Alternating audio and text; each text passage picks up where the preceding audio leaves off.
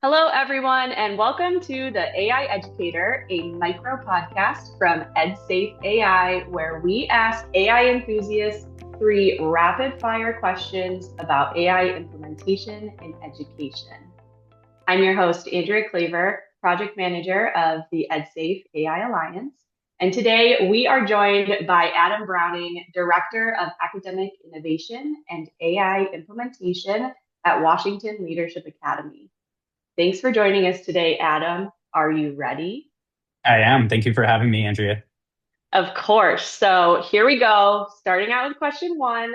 What's the one thing that excites you most about the future of AI in education? It's a really great question because AI is such a hot topic right now. It's such an incredible technology. But I think that one thing that excites me most about AI in education is not the technology itself, but the shift in the human role that becomes possible because of it. For example, one of my favorite examples this year from the classroom happened in a history class taught by our wonderful government teacher, Dr. Clarkson. He built this brilliant chatbot using PlayLab to simulate a presidential election, and students were tasked with designing their ideal candidate, and then they went up against each other um, with the chatbot simulating the election. But just like in real life, Dr. Clarkson made it that the chatbot threw in an unexpected October surprise, and then the students had to analyze it, respond, and adjust their campaign strategy with this new information. Um, and while the simulation and the chatbot were incredible, I realized that Dr. Clarkson, in our post conversation, our with the conversation we had after, was like, "Did you notice the bias that I threw into this chatbot?" Um, and when one campaign won, the room like had this debate. I can't believe it. That didn't even seem like the best candidate. How did you do that? Blah blah blah. And then we had this like discussion about the electoral college and what coalitions really matter, and about how our experiences as urban students like do not match the experiences of the rest of the country, and the rest of the country might care about something else, and like we're only a small faction of that electorate.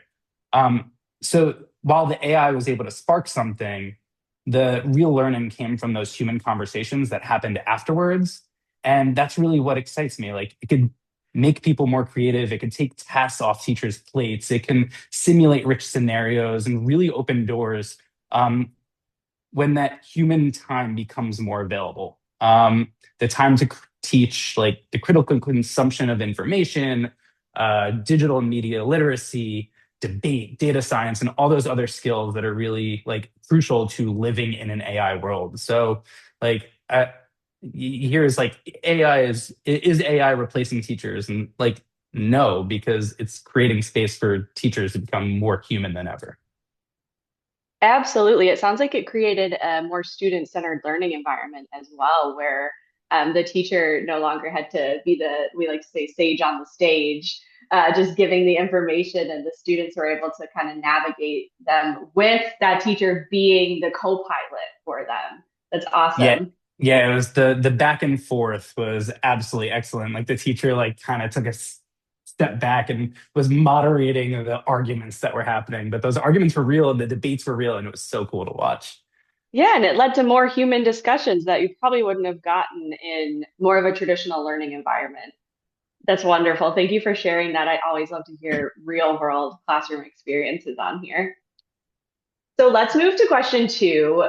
What is the biggest misconception you hear about the safe and responsible use of AI in schools? Yeah, so one big misconception that was kind of a surprise to me also is that our students are blindly pro AI, um, and that they're going to be using AI without question. And that's simply not true.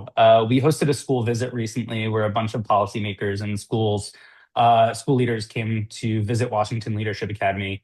And we had a student panel where five students were up there. And one of the questions was, how are students using AI in your class? And two of the five students actually said, I'm not using AI in my class. And it was a little bit like, I thought you were bringing us in for this discussion on AI. And like, so with the follow-up question, when asked whether teachers prohibited it or what, the student, one of the students who's an 11th grader said, my teacher allows it on certain assignments, but I choose not to. I don't want to outsource my thinking to a computer. And there's plenty of ethical issues that I don't want to add to the issues that we're already going to inherit as a generation. And when I tell you that answer was like chef's kiss, um, it was a reminder to me that students are extremely aware of the um, ethical complexities of AI, like energy and water use, data privacy, the societal impact of automation, what jobs they're going to inherit in the future. And I know that teachers feel it also, right? Even I, in my role as sort of an AI cheerleader within the building, like sometimes get the ick. When I do focus that and bring myself back, like, I think the major ethical issue that I really try to focus on is equity.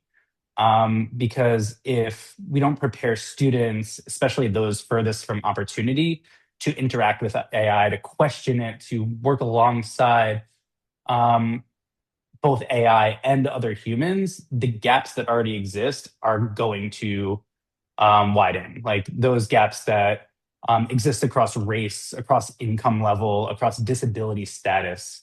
Um, so I think responsible AI use isn't necessarily, definitely isn't about shielding kids from AI. It's being able to equip them to navigate the world that they're going to inherit. Absolutely. And we talk all the time about how our students are so connected. That's some of the information they're getting when they are scrolling on their phones and whatever app it might be. They're hearing the information about the ethical implications. They're hearing how jobs are changing. And for us to just kind of put that aside and assume it's just cheating and they don't have any other thoughts about it is we're really doing them a disservice. So it really speaks to the need to give them a voice and open those areas where you can talk about it. Yeah, we're currently revamping some of our curricular to curriculum to make sure to have more of those conversations and not shy away from them. So Absolutely. our students are going to be the ones to hopefully fix these problems. So Ideally, right? yeah. Okay, so let's wrap it up with some encouraging or maybe clarifying information for our educators. What's a message you would share with a teacher or a school leader who's feeling overwhelmed by the rapid pace of AI development? Yeah, I mean, I'd meet them with empathy right there. You have every right to feel overwhelmed. That the pace of AI and its capabilities are moving so fast, and nobody has it figured out. But I think I would start with perfection is the enemy of good. Um, Start with baby steps. So, like, magic school is a really good way to dip your toes. Some of the tools, like the real world connections generator, is a really great way to like kind of remind the teacher, like, hey, you have like this opportunity to like have something else. Like, think of three major ways that your lesson connects to the real world and really help students like think about that. Let students experiment with magic students. A magic student, like I love the character chatbot. In my AP psychology class, students have um, used that to personify neurotransmitters, and it has deepened the learning of like what neurotransmitters do in the synapse. As you get more comfortable, like there are tools out there like PlayLab where you can go build your own custom chatbot to solve a real world problem in your class.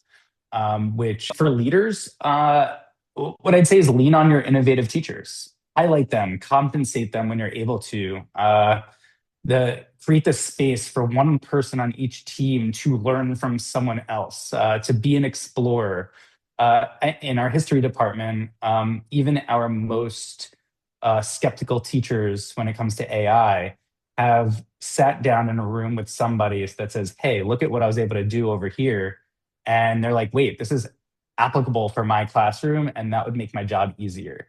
We're looking to take some of those like more mundane things off of teachers' plates and let them be more human to wrap it all up. Like, isn't that how we do it? Like, make sure AI is an invitation. It really is to like, you don't have to master it, but like you just have to step up to the plate and take a swing. Well, Adam, I think you summed it up perfectly there. And what a wonderful message for us to end on. Listeners, there you have it. 3 quick questions and a wealth of information to mull over. Join us next time where we'll put another AI enthusiast in the hot seat.